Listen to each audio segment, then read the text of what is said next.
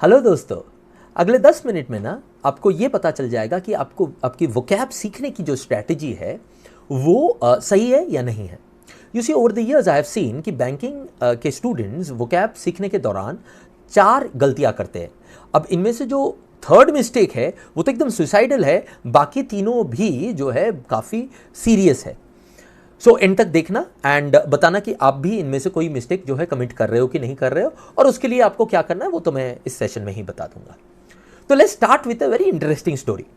तो क्या होता है कि हमारा क्राइम मास्टर गोगो जो है वो उसको बैंक डकैती करनी है। तो अब उसके लिए उसका जो काम हुआ है, पूरे ग्रुप का सबका काम है, गोगो का काम है कि गाड़ी को जो है ड्राइव करते हुए लेकर निकल जाना है पुलिस से बचते हुए। अब उसके लिए गोगो को प्रैक्टिस करना है। तो गोगो कैसे प्रैक्टिस करेगा? नॉर्मली आप बोलोगे कि यार अगर गोगो नॉर्मल आदमी है तो फिर वो अलग अलग रास्ते पे जाएगा और अनसीन रोड्स में जो है पहले प्रैक्टिस करके देखेगा, अपना स्पीड, अपना जो स्किल है ड्राइविंग की उसको अच्छा करेगा, राइट। बट गोगो तो नॉर्मल है ही नहीं, वो तो अब नॉर्मल है। तो वो बंदा क्या करता है, वो अलग अलग जाके रास्ते पे जाके प्रैक्टिस करता है, लेकिन पहले उन रास्तों में कहाँ कहाँ पे गड्ढा है उसका एक मेंटल नोट, उसका एक पूरा लिखा जोखा बना के लेके आता है। उसके बाद वहां पे जाके गाड़ी प्रैक्टिस करता है। अब उससे होता क्या है कि वो जाने पहचाने रास्तों पे गाड़ी प्रैक्टिस कर रहा है और उसमें गड्ढे बचाते हुए स्पीड में गाड़ी चला रहा है, और उसमें एक फॉल्स कॉन्फिडेंस आ गया कि दोस्त मुझे तो ड्राइविंग एकदम A1 आ गया, अब मैं कहीं से भी कहीं तक ड्राइविंग जो है जल्दी कर लूंगा और पुलिस से बच जाऊंगा। तो अब बैंक डकैती का टाइम आया, उसके पास इंफॉर्मेशन आया कि एक दूसरे शहर में बैंक में डकैती डालनी है। अब वो वहां के रास्ते उसको जानता ही नहीं है, वो उसे रेकी करने का भी टाइम नहीं है। तो वो गया वहां पे, बैंक डकैती हुई, उसका ग्रुप ने बैंक डकैती किया और गोगो अपनी गाड़ी लेके निकल गया। लेकिन अब अनजान रोड, अब वहां पे गड्ढे ही गड्ढे। वो तो नॉर्मली है ना, हमारे इंडिया में तो रास्तों में गड्ढे से ज्यादा है गड्ढों में रास्ते, तो गड्ढे तो मिलेगा ही, और उनको तो पता भी नहीं है कि कहां कहां पे गड्ढे हैं। तो बार बार वो स्पीड बढ़ाए और गड्ढे में गिरा और स्पीड कम हो जाए। पीछे पुलिस आ रही है, तो बट पुलिस वाला जो ड्राइवर है वो अच्छा ड्राइवर है, गोगो की तरह नहीं है। उसको जहां पे भी रास्ते में है तो वो कट निकाल के गड्ढे बचाते हुए फिर भी थोड़ी बहुत अच्छी स्पीड से जो है आ सकता है। और इसी तरह से गोगो 5-10 मिनट के अंदर ही पकड़ा गया। क्यों? क्योंकि उसने ड्राइविंग स्किल अच्छी नहीं की थी और उसके वजह से जो है वो पकड़ा गया पुलिस से। आप लोग सोच रहे होंगे कि इससे हमारे वोकैब लर्निंग का क्या लेना देना। Well, this is mistake number 1।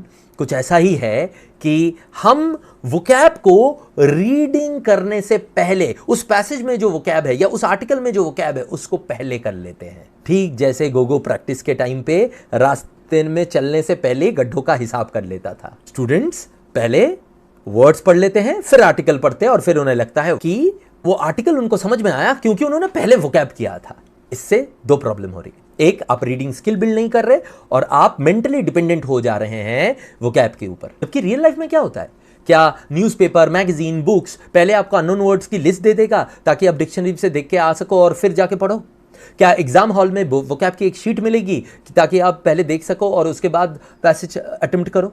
No. इसीलिए तो you need to develop your reading skills without depending upon vocab. Vocab skills के लिए वो रीडिंग के बाद अलग से करो। कैसे करना है बताऊंगा आगे। याद रहे, अगर ऐसा नहीं करोगे तो आप भी गोगो की तरह बन जाओगे और आपका कॉम्पिटिटर जो रीडिंग स्किल्स डेवलप कर रहा है वो पुलिस बन जाएगा।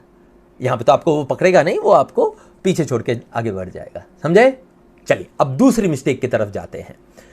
Over emphasis on vocab learning. Vocabulary पे जरूरत से ज्यादा स्ट्रेस करना। स्टूडेंट्स आवर स्पेंड कर देते हैं सिनोनिम्स एंड एंटोनिम लिस्ट बनाने में, फ्रेजल वर्ब्स की मीनिंग बनाने में, वर्ड मैराथन करने में।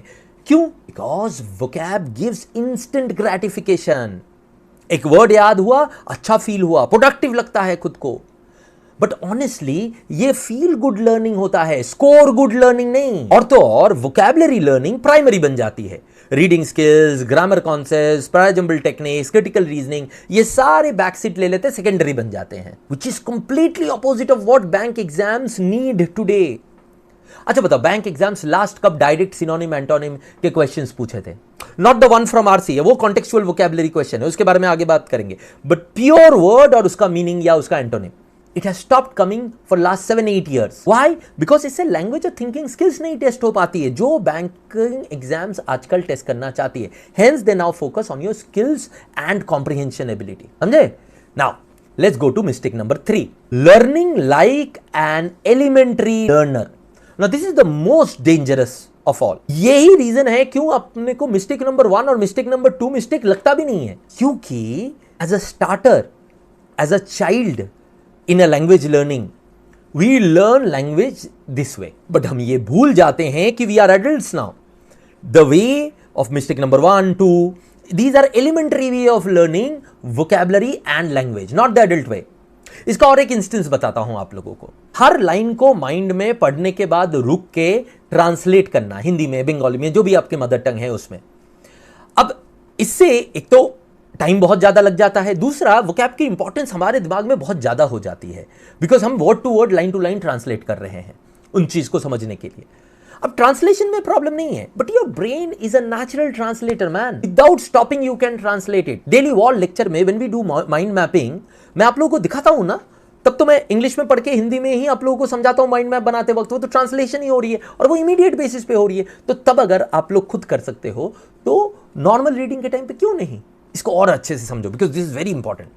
मान लो मैं अपना एग्जाम्पल लेता हूं. Hindi was my 3rd language in school. Class 5 से 8 तक मैंने हिंदी पढ़ा.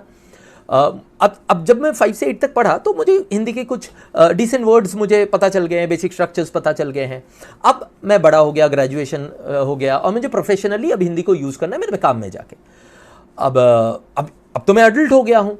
अब मुझे जब प्रोफेशनल यूज़ करना है, मैंने आपसे एडवाइस लिया कि यार बताओ ना कैसे मैं हिंदी को ठीक करूँ मेरा. तो आप क्या एडवाइस दोगे?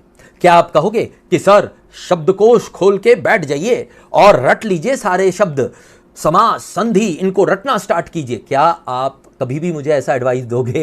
या आप ये कहोगे कि sir do more interaction in Hindi, speaking करो, रीडिंग करो, राइटिंग करो, ये सब करो, you will automatically become good. हाँ, कुछ ग्रामर के चीज़ें हैं हिंदी में जो अलग है, उनको एक बार देख लेना, उनको एक बार रिवाइज कर लेना, and that would be okay. Vocab रटने के लिए आप कभी नहीं बोलोगे मेरे को, सही है कि नहीं? बताना मुझे कमेंट सेक्शन में, क्या आप बोलोगे मुझे वोकैब रटने के लिए? अगर मुझे एडल्टहुड में मुझे हिंदी को प्रोफेशनली सीखना है, तो जब मैंने क्लास 5 से 8 में एक बार हिंदी सीख लिया है, थोड़ा बहुत एक आइडिया लेके, will never say it, right? Why are you guys doing it in English जब आप मुझे ही वो नहीं एडवाइस करोगे? आपको भी इंग्लिश में एलिमेंट्री लेवल का नॉलेज है कि नहीं? So don't learn like a child when you can use adult learning methods. ये adult learning methods के ऊपर अगर आपको डिटेल में अलग एक वीडियो चाहिए तो मुझे बताना कमेंट सेक्शन में, मैं उसके ऊपर और भी एक्सप्लेन करके बोलूँगा कि अलग अलग चीज़ें जैसे रीडिंग हो गया, ग्रामर हो गया, वोकैब हो गया, इनको एडल्ट लर्निंग मेथड से कैसे करना है इनके बारे में बता दूंगा इफ़ यू वांट इट. ठीक है, चलिए अब आते हैं आखिरी और फाइनल मिस्टेक पे. Mistake number 4, no active usage, passive learning of words. Lecture देख लिया, किसी और का पीडीएफ रीड कर लिया, डिक्शनरी की तरह वोकैब की कॉपी बना ली, बहुत काम किया, बट वर्ड्स को खुद यूज किया अपने सेंटेंसेस में, अपने कहानियों में, अपने इंटरैक्शन में? नो. और बिना यूसेज के वोकैबुलरी स्ट्रांग कैसे बनेगी? ऑल्सो और एक बात याद रखना, हर एक वर्ड का अलग अलग कॉन्टेक्स्ट में अलग अलग यूज किया जा सकता है, right? So you should be able to understand contextual importance of the words used. तो कॉन्टेक्चुअल अंडरस्टैंडिंग भी इंपॉर्टेंट है. फिर स्टूडेंट्स को क्या करना चाहिए दोस्तों? अपना सेंटेंसेस बनाओ, उसमें वो वर्ड्स यूज करो जो आप सीख रहे हो.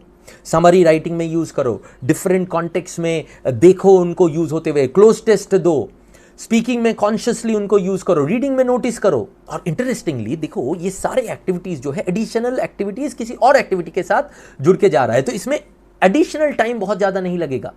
इसलिए तो मैं अपने स्टूडेंट्स को बोलता हूं कि 15 minute a day is more than enough for vocab. इस तरह से जब आप वोकैब करते हो तो रिटेंशन भी बहुत इंप्रूव होती है. Remember, doing 5 words daily the right way is much better than doing 20 words daily the wrong way.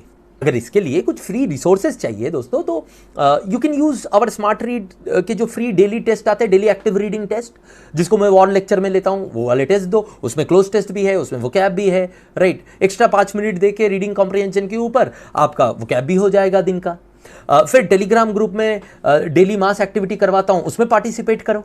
So let's summarise. So what are your problems? Problem है mugging, passive learning, over dependence on vocabulary, wrong priority setting. Vocabulary को अलग से एक subject मत बनाओ, उसको reading का natural part बनाओ. Read more, notice usages, use word in your own communication, written communication, spoken communication. Enjoy the language, most importantly. याद रखिए, बैंक एग्जाम्स आपसे डिक्शनरी मीनिंग नहीं पूछते हैं. They are testing your comprehension, contextual understanding, logical reading and language maturity. So vocabulary का गोल collection of words बनाना मत कीजिए. गोल रखिए बेटर अंडरस्टैंडिंग, बेटर कम्युनिकेशन, और फिर देखिए मजा भी आएगा and you would learn more too, retain more too. So with that, I'll end today. Hope you like this session. और अगर आपके और भी कुछ डाउट है जो आप मेरे साथ शेयर करना चाहते हो तो feel free to put them in the comment section. I will go through them and respond personally to all of your comments. So with that, I will end today. Thank you very much and all the best.